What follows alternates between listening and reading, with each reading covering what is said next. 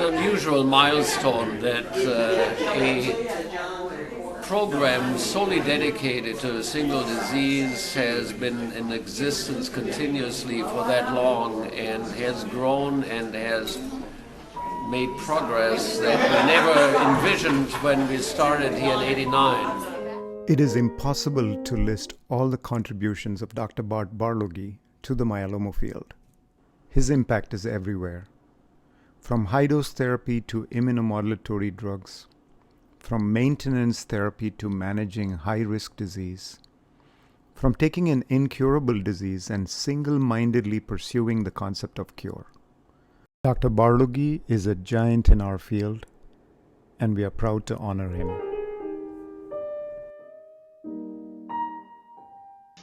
And I submit that we are dealing with several distinct entities. Now,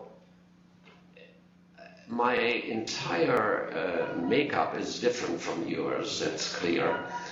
And I do come from a generation spanning approach. When I entered the field, there was no cure for any disease.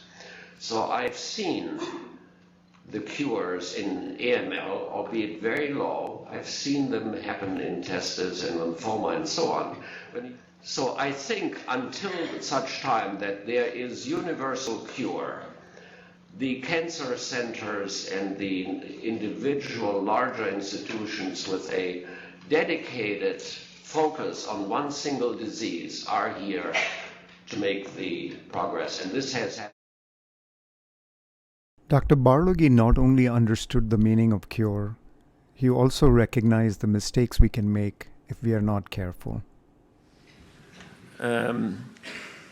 Well, it's important to have an understanding what cure implies.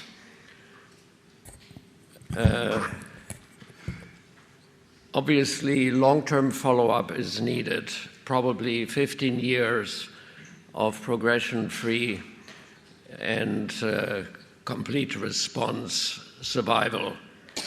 It's important to remember that some patients actually revert back to an MGUS-like state and may have MRD positivity and yet live 20, 25 years. So, or learning from my mentor, Dr. Freireich, you must be radical if you just make minor changes in a complex biological system.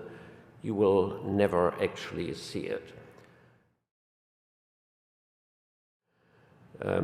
The wife of the patient had learned about endostatin and angiostatin that were still in the preclinical setting.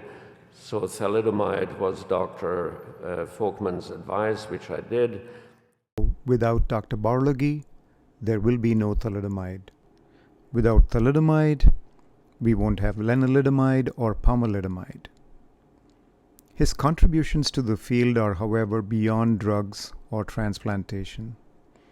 It is a monumental body of work, and that is why we recognize him today. And I'd like to thank the patients who have trusted us. I remember starting total therapy, one in Arkansas in '89, and proposed tandem transplants and heavy induction therapy consolidation. And they really didn't know anything from Adam, and they just went ahead with my recommendation. So this was not so bad. And important were the wonderful healthcare teams that I experienced at Anderson, Arkansas, and now at Mount Sinai. And I thank you for your attention.